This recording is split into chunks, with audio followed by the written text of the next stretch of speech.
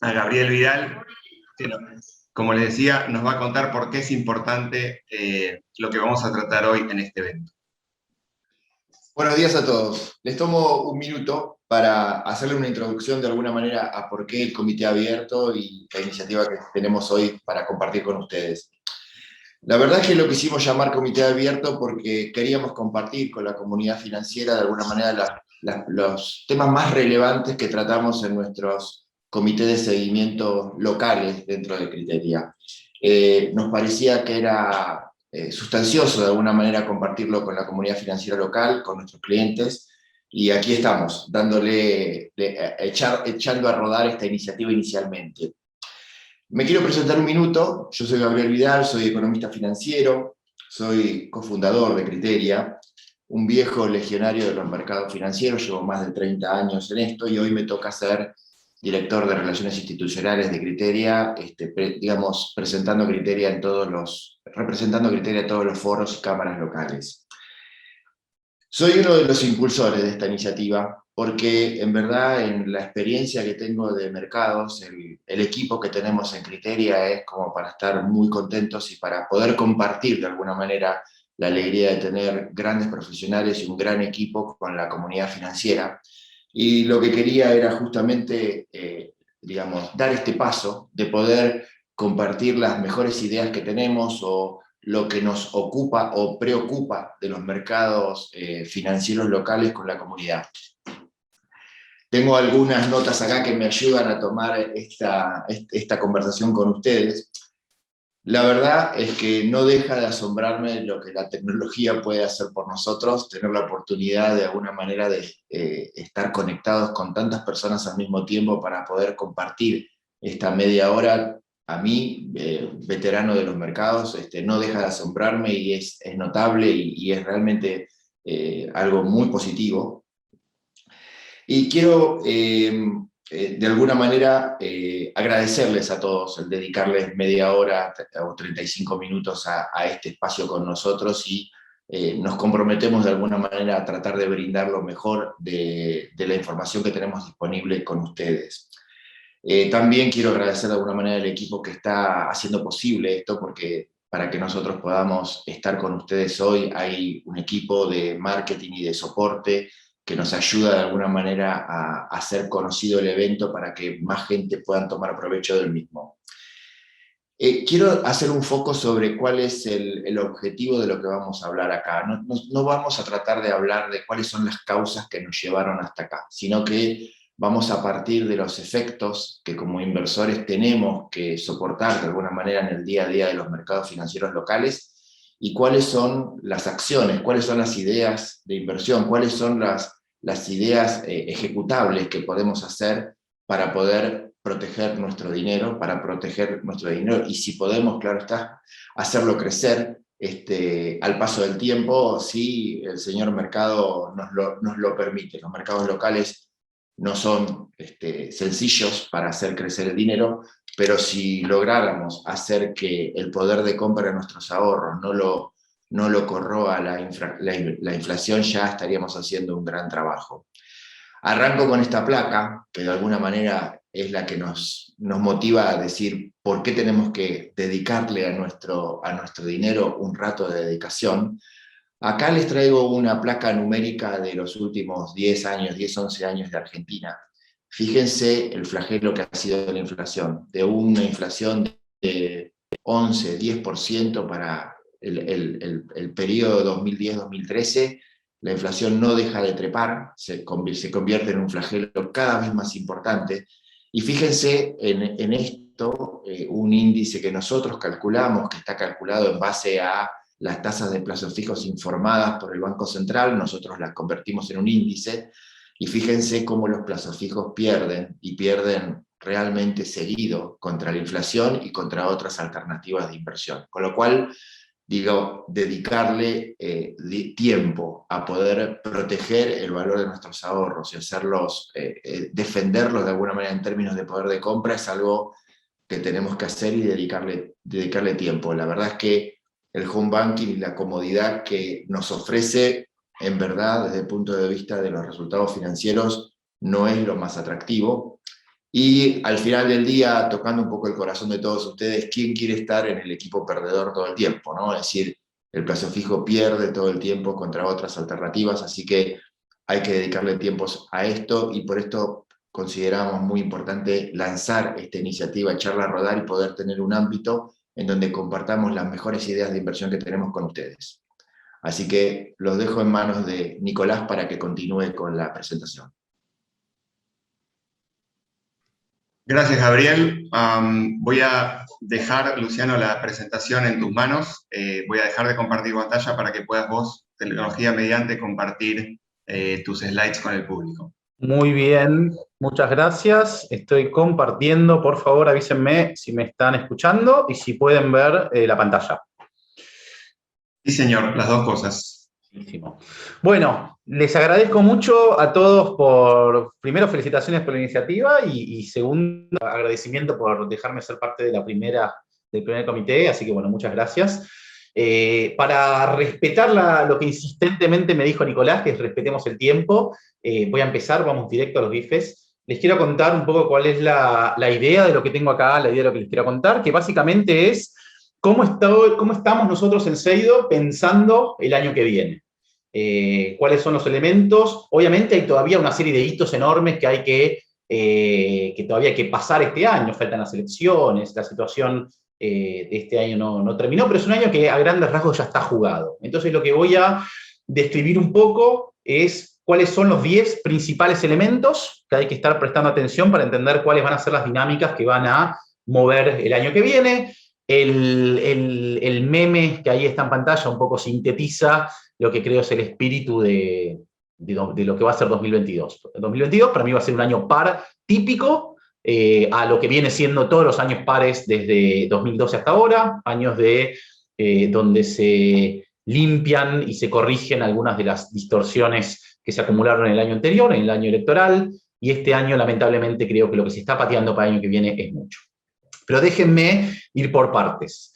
Entonces, el punto de partida, para entender cuáles son las dinámicas que entran a 2022 y estos 10 elementos que quiero destacar, les hago una aclaración. Cuando termine la presentación les voy a compartir el link de lo que estoy mostrando. Muchas de las cosas de las que estoy mostrando las tengo simplemente para que ustedes las puedan ver y revisar después. Como sé que tengo 10 elementos que quiero contar y tengo más o menos 1 minuto y medio para cada uno, no voy a poder describir todo lo que tengo, pero se los dejo en la presentación para que después los miren tranquilos, ¿sí? Entonces, el primer punto de partida es entender cómo llegamos hasta acá, digamos, cómo fueron las grandes dinámicas de los últimos 2 años que nos trajeron hasta acá. Y si prestamos atención, el gobierno de Aníbal Fernández, estos 2 años que ya casi llegamos, se pueden como secuenciar o separar en distintos actos, en distintos momentos. El primero fue el prólogo, fueron esos 3 meses donde se aprobaron las leyes de emergencias, que fue desde diciembre hasta febrero. Digamos, cuando asume el gobierno con esa idea de vamos a relanzar la economía, vamos a subir la palanca, los momentos felices, ¿sí? Donde básicamente la idea era cambiemos, ya hizo trabajo sucio, y ahora vamos a hacer un renacer como fue en su momento el de Néstor, ¿no? Donde ya el gran trabajo sucio del ajuste ya estaba hecho y solo quedaba prender la palanca y crecer. Eso fue el prólogo que se termina obviamente cuando llega el COVID. Con el COVID es una bomba neutrónica donde además de las decisiones sanitarias hubo una serie de situaciones económicas o de decisiones económicas que son las que llaman los pecados originales y que creo que son las que todavía hoy están definiendo toda la macroeconomía. Y básicamente tiene que ver con esa decisión estratégica de atacar la cuarentena, atacar la pandemia principalmente con una cuarentena, lo cual nos dejó con un nivel de actividad muy deprimido y del cual todavía no logramos recuperarnos. Y la segunda tuvo que ver con la política fiscal, la política de gasto financiado con emisión, que ya venía obviamente de una situación monetaria muy delicada y de donde básicamente lo que se generó en estos 3 meses, que van en marzo, abril, mayo, una bomba, una explosión monetaria que todavía está ahí dando vueltas, ¿sí? Una cantidad de dinero, de base monetaria, de agregados monetarios, de M2, que está todavía ahí dando vueltas, ¿sí? Entonces, este es el segundo periodo, que les diría es el momento del shock, el impacto negativo en la economía, y que coincide con esa caída del PBI de 25% de abril del año pasado, que es una de las más grandes de nuestra historia. Cuando nosotros vamos al último siglo de la economía argentina, no hay antecedentes de caídas como esa.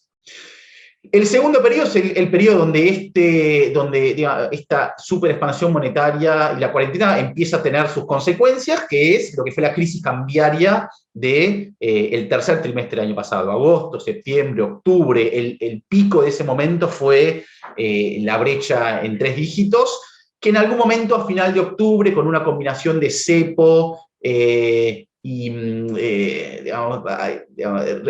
recrudecimiento de la represión financiera, hacia fines de octubre del año pasado, empezó a ceder. En el medio fue el canje de deuda, ¿sí? Donde el gobierno había puesto todas las fichas y finalmente no pasó nada con ese canje de deuda.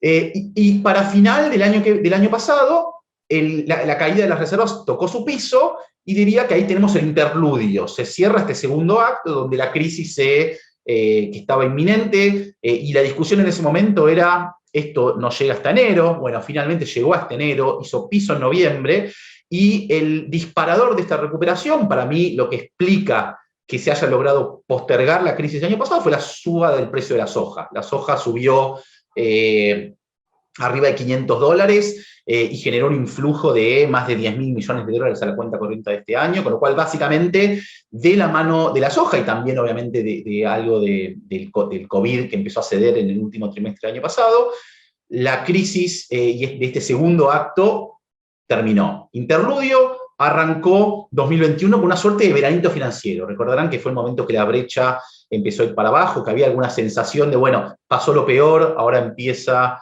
a haber expectativas de desinflación, ya está, pasó la crisis. Ese veranito que duró hasta algún momento de abril, mayo, cuando empezó a darse vuelta, y que estuvo dominado, como vamos a ver dentro de un rato, por la estacionalidad del primer semestre. Fue un año donde se combinó, sí, algunas subas de impuestos del año pasado con la estacionalidad de nuestra propia macroeconomía, para configurar un primer semestre de relativa estabilidad, donde apareció, por ejemplo, un número de superávit primario en mayo, muy sorpresivo, y donde había alguna señal de, ok, acá están poniendo las cosas en orden, la macro se está estabilizando.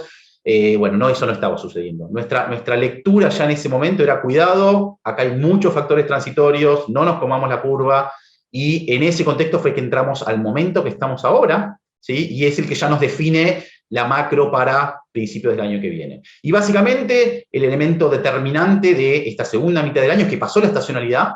Muchos de los factores que jugaban a favor ya no están, factores como la recaudación del impuesto a la riqueza, o la recaudación de la soja, o la entrada de los dólares de la soja, y estamos en el periodo de la campaña. La campaña significa gasto, significa irresponsabilidad fiscal, y significa procrastinación de muchas decisiones. Todo se patea después de las elecciones. El último evento que vimos fue ayer, el secretario de Comercio anunciando un congelamiento de 90 días. ¿Sí? Con lo cual, ese es como un gran resumen, una secuencia de prólogo, crisis, prólogo, errores, crisis, veranito impulsado por la soja, en el cual la economía empezó a hacer pricing del shock positivo, estacionalidad, se terminó la estacionalidad y estamos en el momento de ahora. Entonces, parado en esta secuencia, la pregunta es, bueno, ¿cuáles son los elementos que continúan de este camino hacia 2022?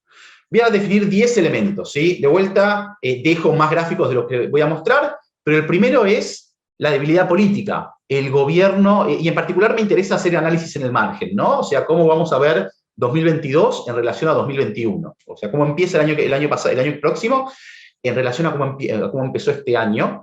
Y el primero es que el año que viene, sea cual sea el resultado de las elecciones, vamos a tener un gobierno mucho más débil en términos de popularidad y de capital político, de volumen político, como se dice ahora, que el que había a principio de año. Entonces, fíjense, por ejemplo, el gráfico de la izquierda, este gráfico lo hacemos nosotros. Bueno, acá no se está viendo completo, pero fíjense, el último número muestra una imagen presidencial de casi menos 40% neta en todos los grupos etarios, después de haber visto números positivos altísimos en el pico de abril del año pasado. Básicamente, la imagen, la opinión pública sobre el oficialismo se hizo pelota, incluso después de las PASO, ¿sí? Después de las PASO la imagen se deterioró un poco más. Entonces, para el año próximo, esto define una serie de parámetros que hay que tener en cuenta para pensar lo que va a suceder.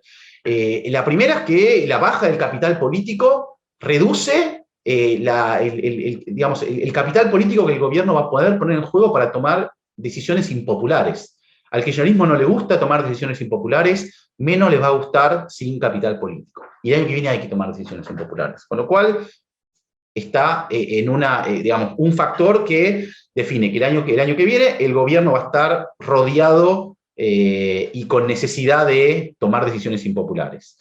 La segunda es que en la nueva definición del Congreso, el gobierno no va a poder apelar tan fácil a algunos recursos que viene usando en los últimos 2 años, como subir impuestos. Por ejemplo, es muy probable que en un contexto de menor debilidad el gobierno no pueda volver a hacer algo como que hizo este año, de cómo recaudar impuesto a la riqueza, que este año fue un montón de recursos, casi 300.000 millones de pesos, con lo cual resolver la situación fiscal, que como vamos a ver el año que viene va a ser complicado, apelando como este año a subir impuestos, va a estar complicado con el nuevo Congreso, va a tener que, posiblemente ir a apuntar hacia el gasto, y eso lo choca de vuelta con el tema del capital político. Lo que sí, el camino fácil más fácil que se le abre, tiene que ver con lo que estamos viendo ahora, es que para el gobierno es mucho más fácil desde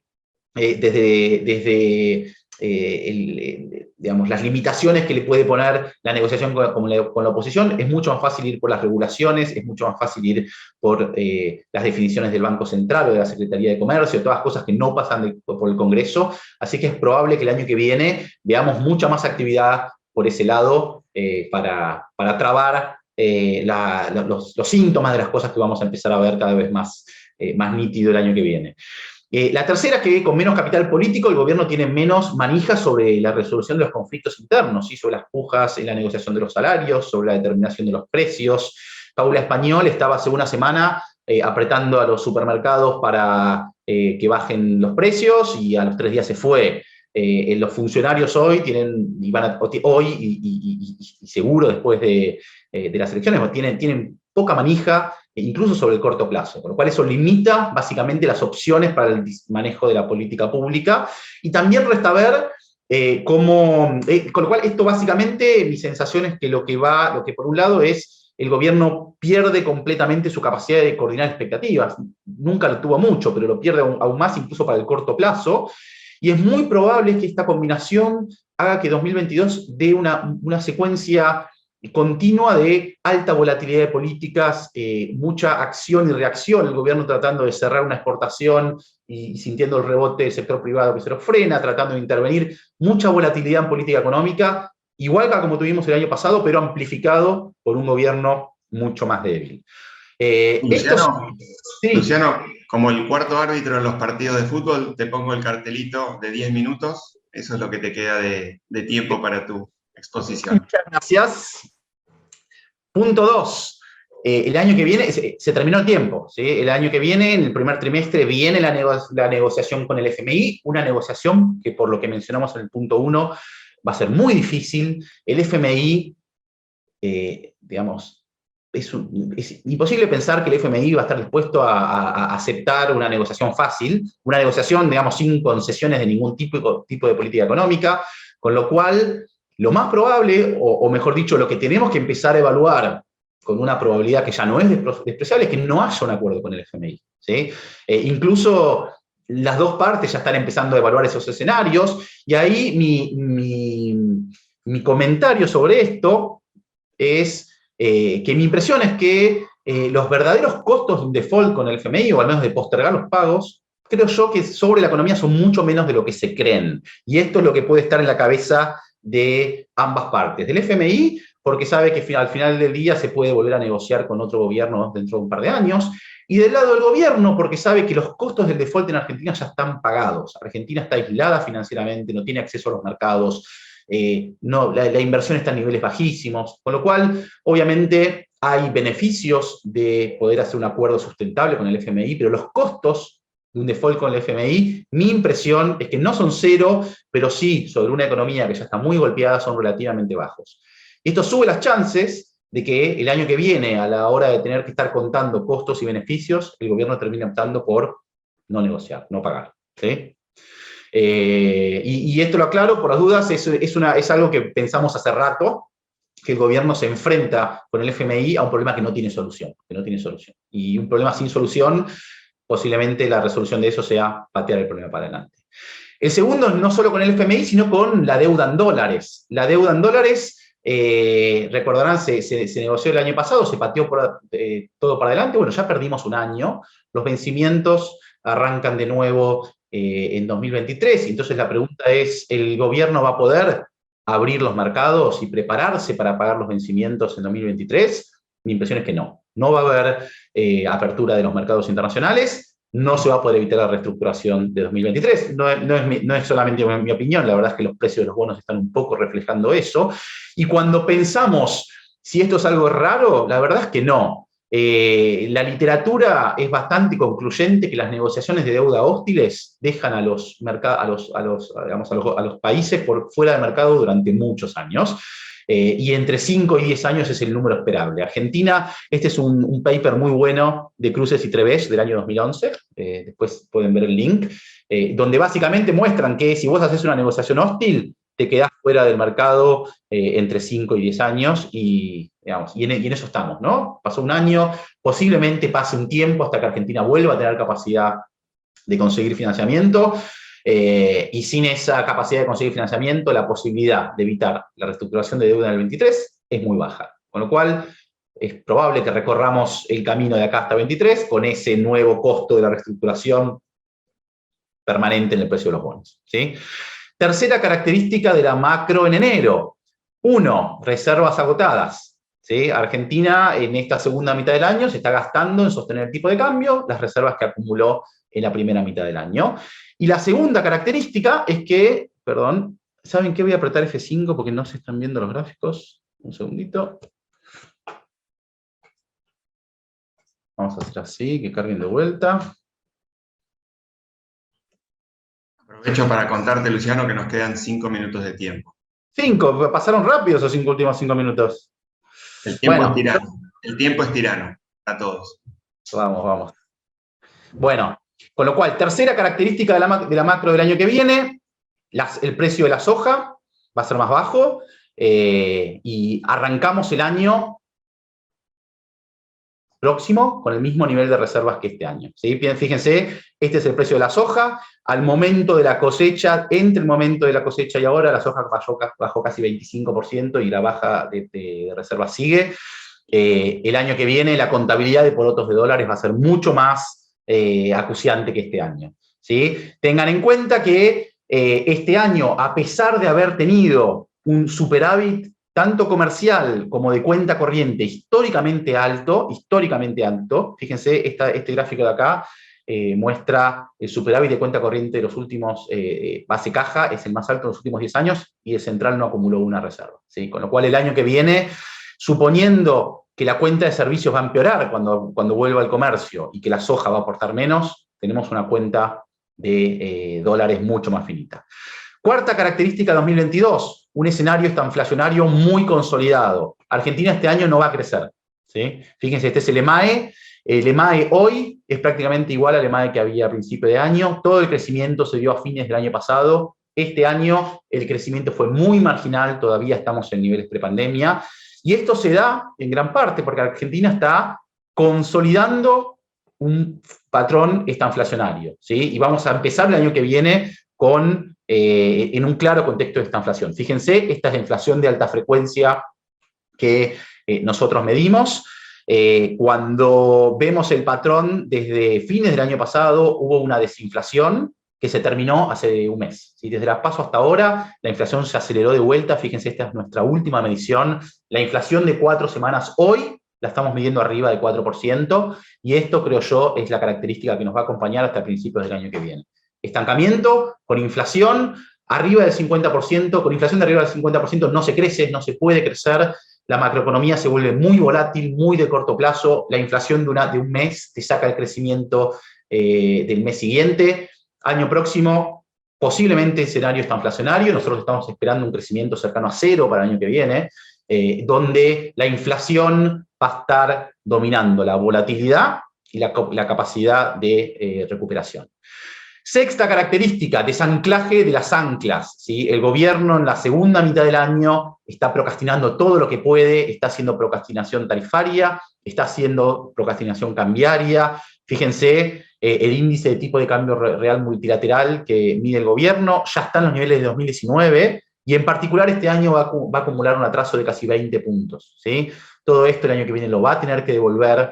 Estamos dando inicio ayer a un nuevo congelamiento de precios que va a dar, digamos, que puede tener algunas consecuencias de cortísimo plazo, pero que en el primer trimestre del año que viene lo vamos a sentir. Fíjense, este es un antecedente de lo que fue el año pasado, de lo que fue el último gran congelamiento que hizo Argentina, que fue en 2013, cuando estaba Moreno.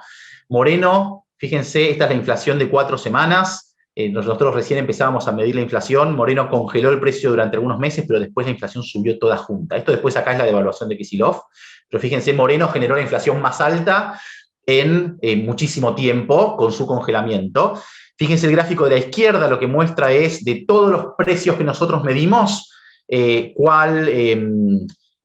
cuántos precios subieron. Entonces fíjense que el congelamiento de Moreno acá, cuando Moreno liberó los precios, más de la mitad de todos los precios que nosotros medimos subió más del 6%. Es decir, muy exitoso en contener durante 2 meses, ¡pum!, después se liberó todo lo mismo. Con lo cual lo que está haciendo Feletti es un error, no va a tener consecuencias significativas en el corto plazo y está sumando los problemas para abril, ¿sí? Y ni hablar del atraso cambiario, ¿sí? El gobierno está anclando el tipo de cambio nominal, todo eso lo va a tener que devolver.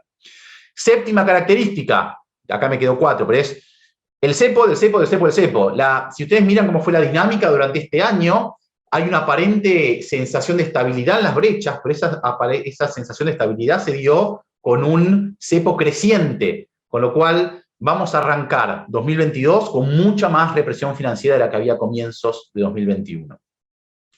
7. La naturaleza transitoria de la mejora fiscal. Miren lo que es la dinámica fiscal de este año. Si ustedes se fijan, esto es el gasto primario. La mejora que nosotros vimos durante la primera mitad del año principalmente estuvo atribuida con una mejora de impuestos, fíjense qué es esto, en tanto el gasto, excluyendo el gasto COVID, estuvo estable desde mitad del año pasado, con lo cual toda la mejora que nosotros tuvimos este año en la primera mitad fue una mejora transitoria, explicada por la mejora de recaudación de las retenciones, que el año que viene va a ser menor, por el impuesto a la riqueza. Y en cambio, cuando vemos desde el lado del gasto, fíjense, este es el gasto, el dato hasta agosto, con lo cual no está incluyendo lo que estamos viendo en esta última parte del año. 2022 va a arrancar con un problema fiscal muy acuciante, de vuelta y con un gobierno con poco capital político para resolverlo. Octava característica, el programa financiero del año próximo es muy complejo, con una particularidad, algo que me quiero detener, que es que si ustedes piensan cómo fue la capacidad de financiamiento de este año del gobierno, el gobierno tuvo una primera mitad del año donde logró financiamiento neto positivo, ya no se habla de deuda, sino de financiamiento neto positivo, pero en la segunda mitad del año la capacidad financiera, la capacidad de tomar deuda en el mercado fue casi cero, casi no tomó deuda, esto es la deuda, la plata acumulada que levantó el gobierno en la segunda mitad del año casi cero, con lo cual eso, digamos, arranca el programa financiero del año próximo con una capacidad de colocar deuda ya no afuera, sino en el mercado local, que en la segunda mitad del año se vio muy limitada.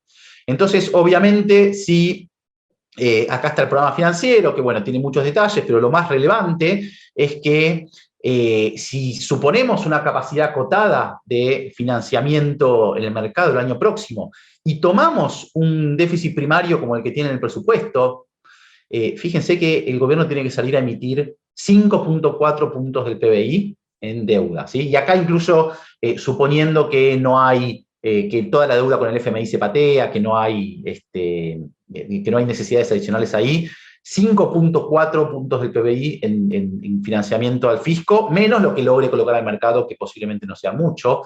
Y eso nos lleva al 9º punto, y ya Nicolás, con esto voy cerrando, que es que el año que viene va a estar controlado por la desagradable aritmética monetaria. Estos 5.4 que necesita para financiar al Tesoro se suma a lo que es la emisión por LELIQs, ¿sí? Por los intereses del ELIC, que son por lo menos 3 puntos más. Con lo cual, el año próximo, endógenamente, la base monetaria va a crecer entre 7 y 9 puntos endógenamente de creación por dinero. Eso crea una aritmética monetaria que es muy desagradable, ¿sí? Y que requiere digamos, en caso de que el gobierno quiera sostener o que el escenario inflacionario sea del orden del 50%, eso va a requerir un esfuerzo de esterilización de deuda que es totalmente desestabilizante, ¿sí? Entonces, fíjense el gráfico central que les quiero mostrar. Después en el espacio de preguntas vamos a detalles, pero el gráfico central es este, que muestra el balance del Banco Central, las reservas remuneradas del Banco Central. Fíjense, las reservas remuneradas del Banco Central hoy están más o menos en 10% del PBI, ¿sí? Con la secuencia que les comenté de generación del dinero. Si el gobierno quiere esterilizar eso, las reservas remuneradas del Banco Central tienen que ir más o menos a 14 puntos del PBI, ¿sí? Eso es, por ejemplo, muy por arriba de lo que fue durante la crisis de fines de 2017, de las LEVAX, totalmente desestabilizante. No solo por lo que representa en términos del PBI, sino por lo que representa en términos de los activos de los bancos.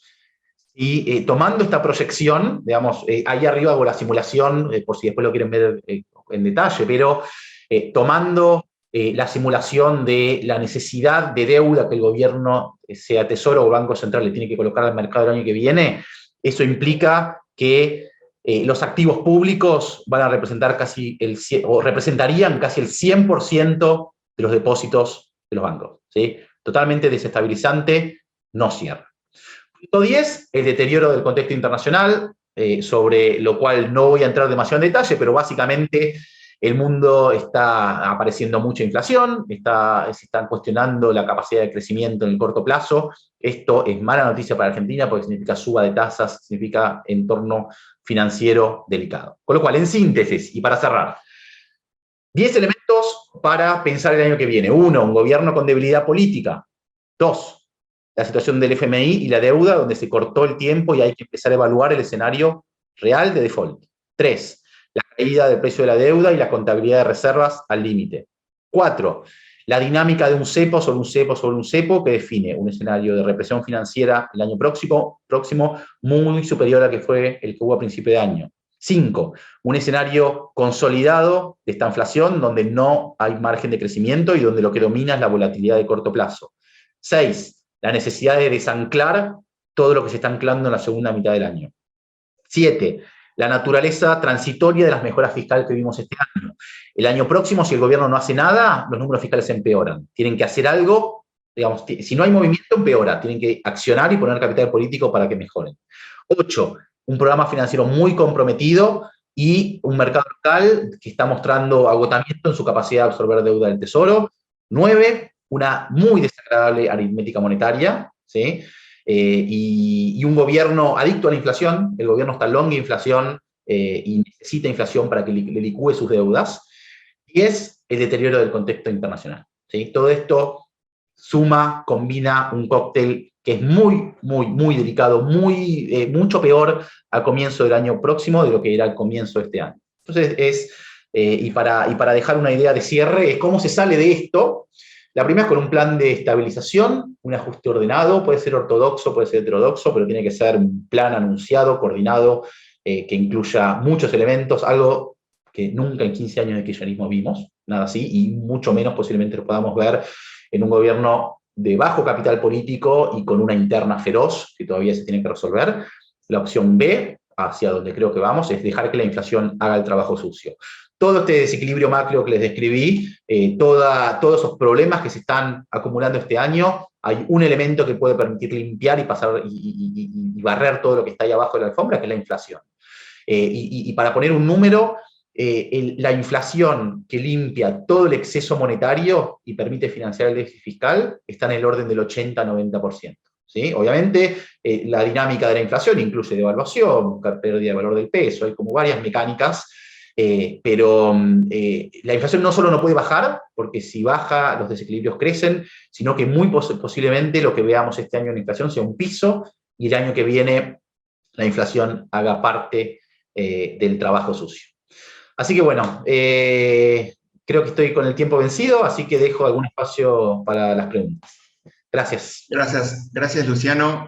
Valió la pena cada extensión de tiempo que te tuvimos a disposición para compartir con nosotros esto que compartís, en este caso en el comité abierto, que compartís con nosotros día a día en nuestro trabajo en Criteria. Voy a volver a compartir pantalla para retomar la presentación. Sí, contame, Luciano. Acabo de dejar en el chat el link a la presentación que di recién. Pueden entrar y verlo. Perfecto, gracias Luciano. Quien quiera tomar el link del chat de los participantes lo pueden hacer para tener la información disponible. ¿Están viendo la pantalla nuevamente? Sí, claro.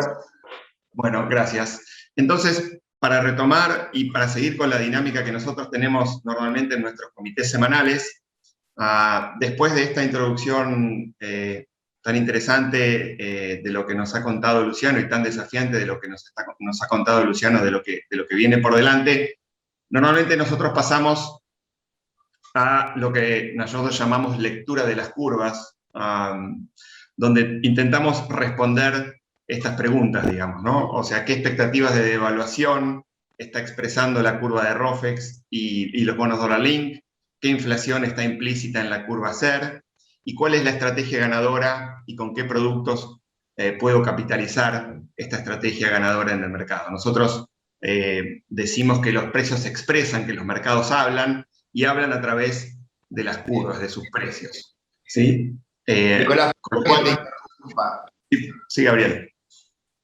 Pero hay gente que está entrando al link de Luciano y no está pudiendo hacerlo funcionar, y digamos, como colofón de una súper buena presentación, no están pudiendo entrar al link. Entonces, si Luciano está todavía por ahí y lo puede corregir, sería de gran ayuda. Perfecto, gracias. Yo ahora en el chat dejo algunos comentarios. Gracias. Buenísimo, gracias Luciano. Entonces, básicamente, como yo decía, lo segundo que hacemos en el comité de inversiones es repasar la evolución de los activos y lo que las curvas y los precios de los bonos nos están diciendo respecto de qué es lo que los mercados están anticipando. ¿Por qué? Porque de acuerdo a lo que los mercados anticipan y nuestra propia visión, lo que hacemos al respecto de eso es tratar de explotar esas diferencias a través de posicionamiento y estrategia de inversión. Para arrancar con lo que nosotros llamamos, en este caso, el campeonato de la renta fija, voy a hacer un breve repaso de lo que ha pasado hasta aquí con los precios de los bonos en la Argentina, ¿sí? Estos son todos retornos medidos en pesos y muestra básicamente en la primera columna la evolución de los últimos 30 días y en la siguiente columna y lo que determina el ordenamiento en este campeonato de renta fija, que no es ciertamente la Premier League inglesa, es nuestro campeonato local y nuestros activos en pesos, pero hasta que no tengamos libras esterlinas vamos a seguir siendo el campeonato argentino. Nosotros lo que hacemos es básicamente generar subíndices, digamos, ¿no? Agrupamos los bonos no solo de acuerdo a la cláusula de ajuste o a la tasa que pagan, sino también a sus plazos. Lo primero que vemos es que hay una cantidad importante de activos que le ha ganado o le está ganando lo que va del año a la inflación, y principalmente me refiero en este caso a los bonos de tasa fija de vencimiento medio y a los bonos SER, ¿sí? Los bonos SER, tanto de corto, mediano y largo plazo, han batido a la inflación en lo que va del año, no así los bonos que nosotros llamamos bonos hard dólar, que los dividimos en dos grupos, bonos globales y bonares de acuerdo a su legislación, y mucho menos los bonos dólar link, que han sido de alguna manera, y hasta ahora, y digo hasta ahora, y no quiero spoilear el resto de la película y de la estrategia, pero hasta ahora han sido este año el patito feo, digamos, los perdedores, y que se encuentran en este campeonato en posiciones de descenso, para seguir la analogía con lo futbolístico. Rápido repaso de las curvas. La curva dólar link, y esto es para leerlo rápidamente, la curva en azul, donde estaban los precios o los rendimientos de estos bonos hace un mes, y la curva roja, donde están hoy. Fíjense que lo que ha habido en el último mes es un movimiento de compresión de rendimientos, o sea, suba de precios. Tanto es así que, sobre todo en el caso de los bonos con vencimiento en 2022, los mismos cotizan ya a tasas profundamente negativas, lo que muestra una expectativa del mercado de una aceleración en el ritmo de la devaluación para el año que viene.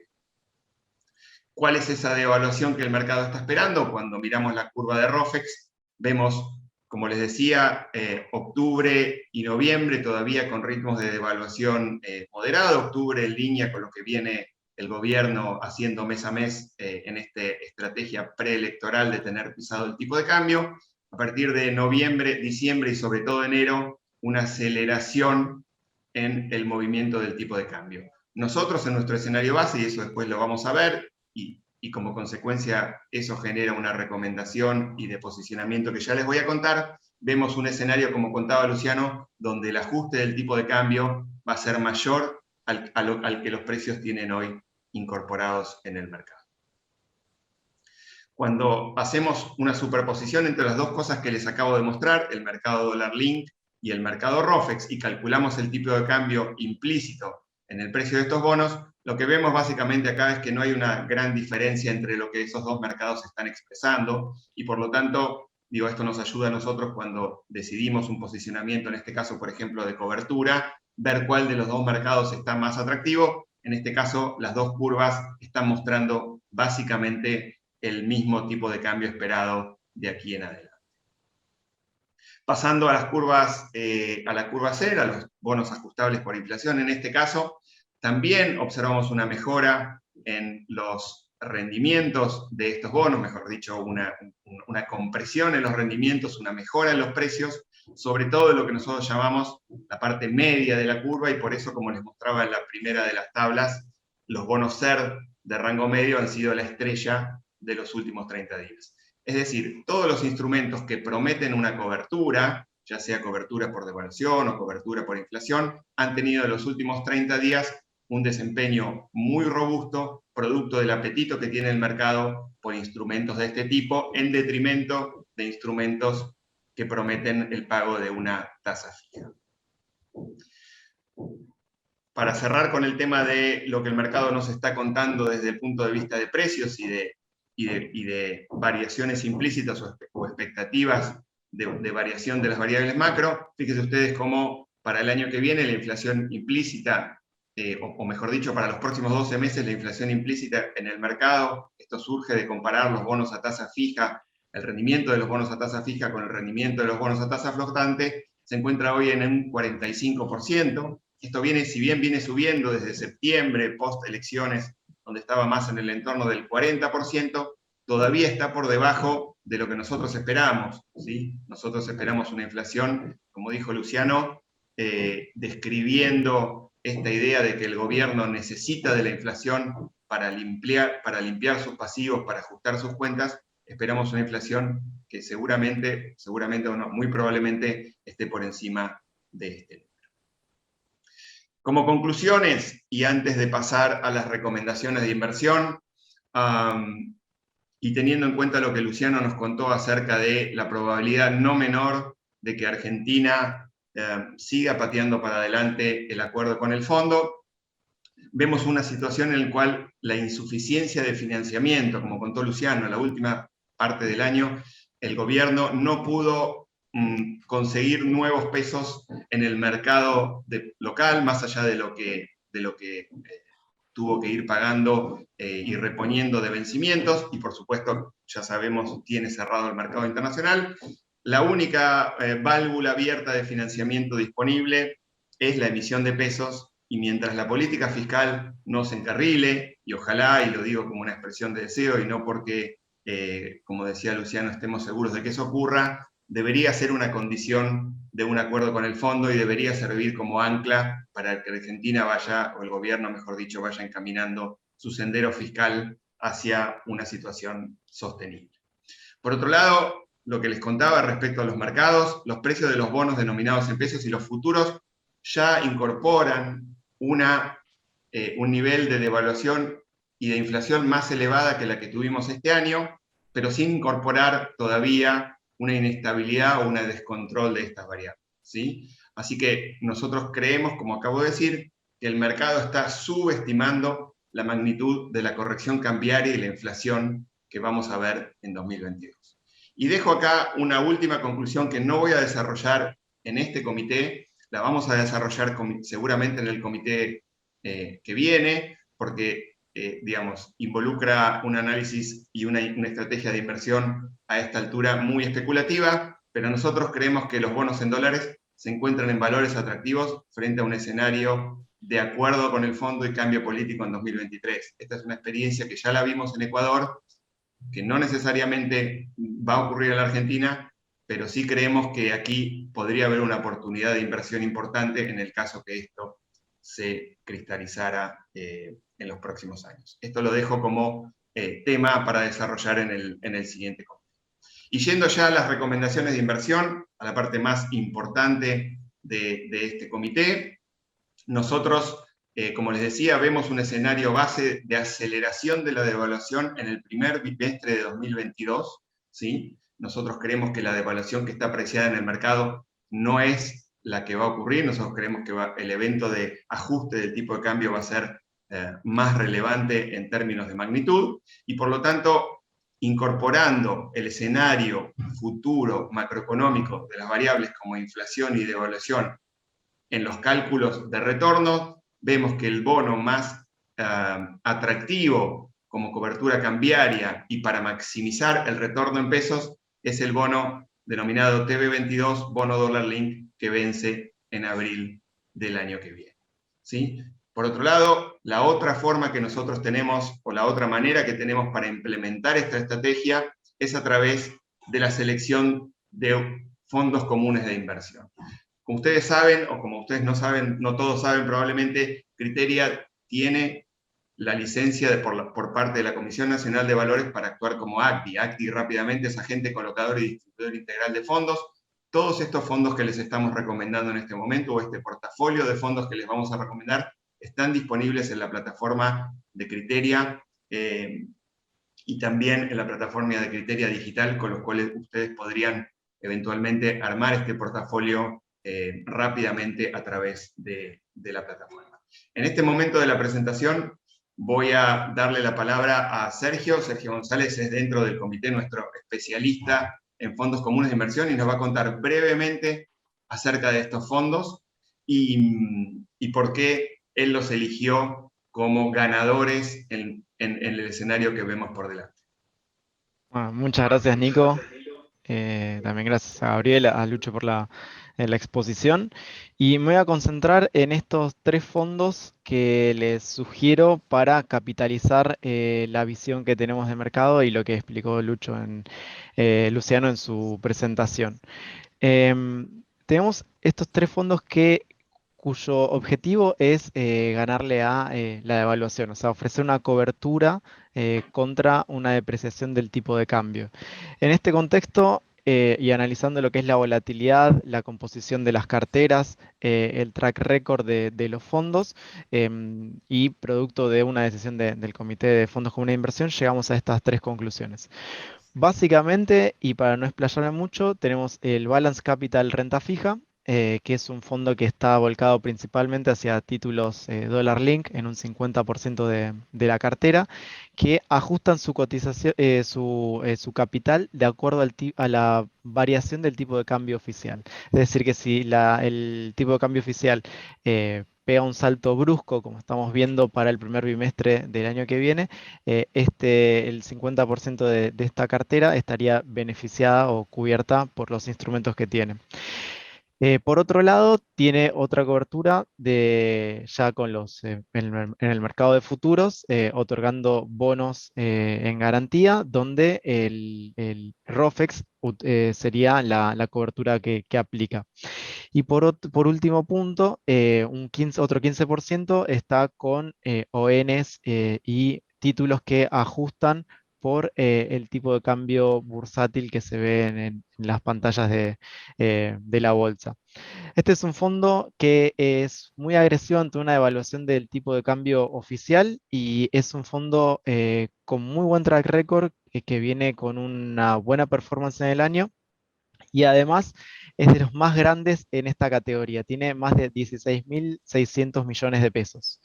La familia también es muy buena para capturar este tipo de situaciones en el mercado.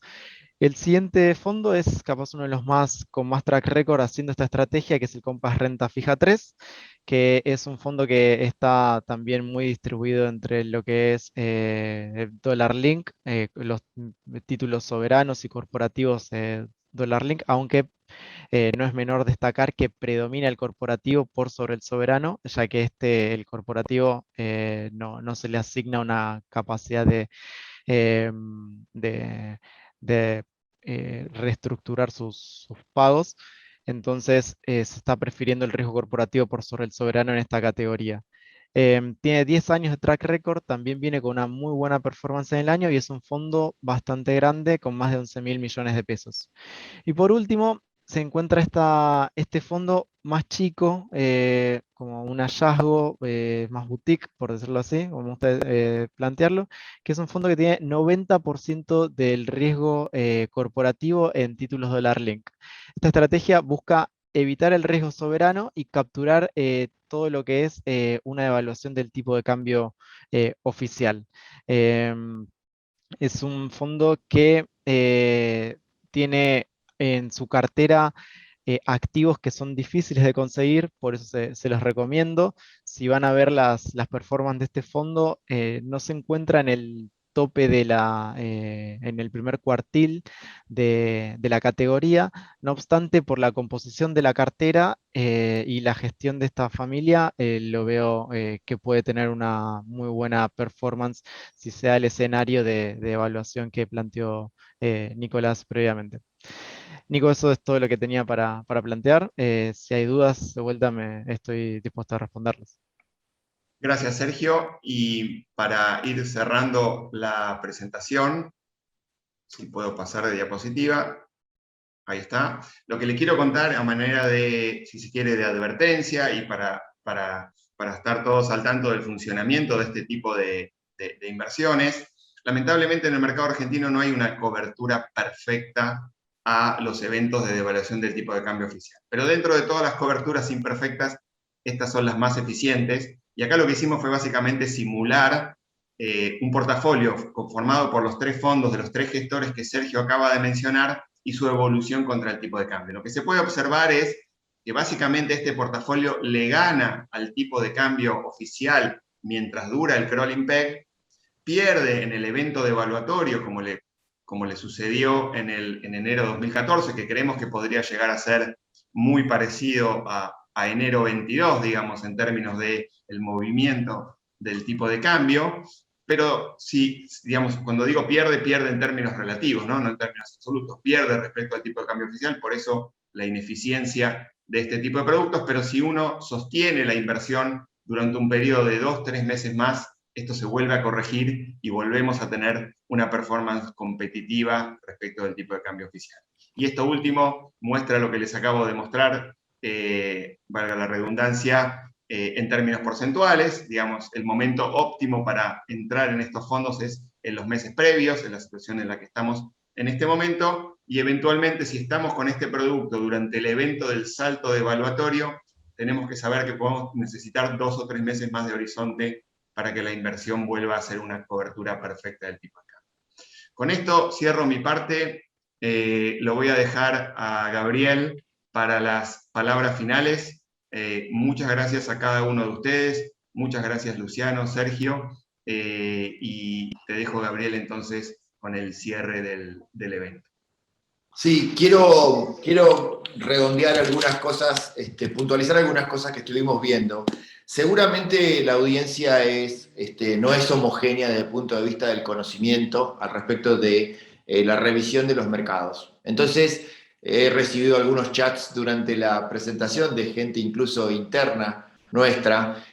Uno tiene cuando como economista financiero dedicado al seguimiento de los mercados, uno se apoya de alguna manera en los estudios como los de Luciano, en donde hacen inferencias con sus modelos de cuál es la inflación, y si no, lo que puede hacer es ir y mirar qué es lo que el señor mercado nos dice desde el punto de vista de la inflación esperada y la devaluación esperada que está implícita en la cotización de los bonos todos los días.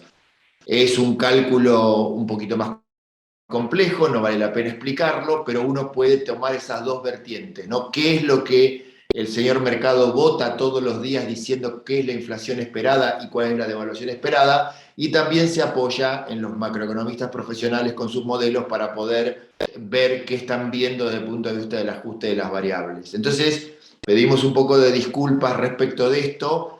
Sabemos que puede ser un poco exigente, pero créanme que es algo muy interesante de estar viendo qué es lo que el mercado cotiza todos los días en términos de las variables más relevantes. Una cosa que queda como para un cierre final es, la verdad es que el 22 se presenta como un año muy desafiante. Necesitaríamos un gobierno con fuerte capital político para poder hacerlo.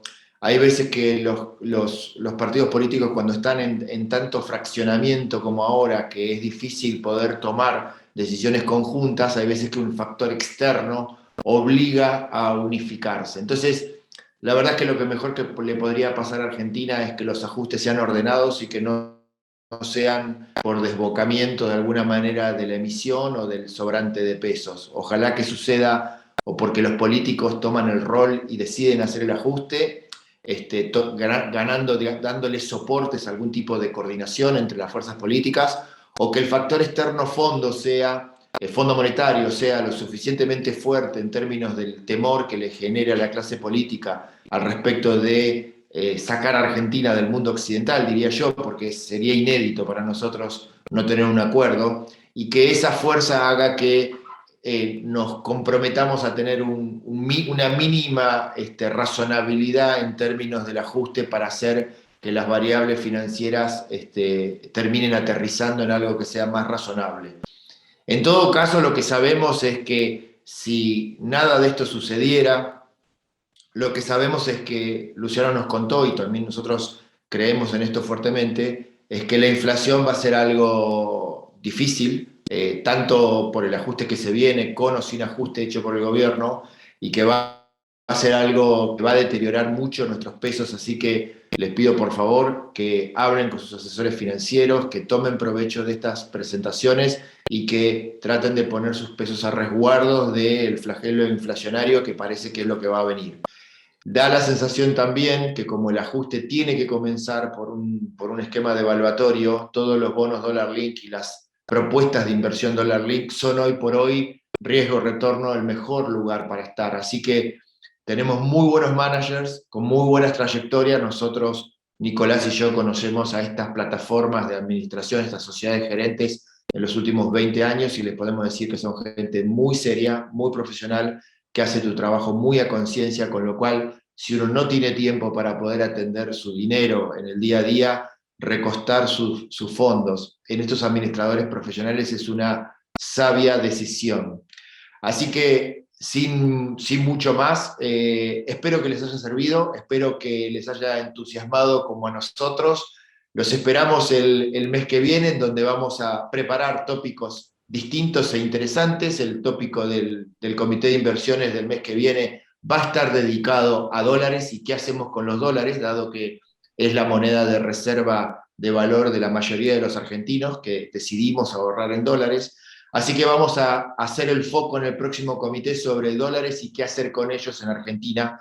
Así que si me toca a mí cerrar, vuelvo a agradecerles muchísimo su presencia con nosotros, el acompañarnos, y nos motiva muchísimo la audiencia que tuvimos para poder preparar de alguna manera con mucho esmero la presentación del mes que viene. Los dejo, muchísimas gracias. Gracias a todos. Muchas gracias.